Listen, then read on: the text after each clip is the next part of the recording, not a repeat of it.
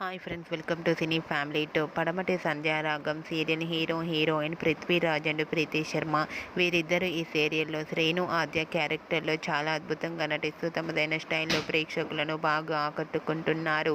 Prithviraj and ప్రీతి శర్మ తమకు సంబంధించిన ప్రతి లేటెస్ట్ అప్డేట్స్ని ఎప్పటికప్పుడు తమ అభిమానుల కోసం షేర్ చేస్తూ ఉంటారు. వీరిద్దరి జోడీకి కూడా చాలామంది అభిమానులున్నారు.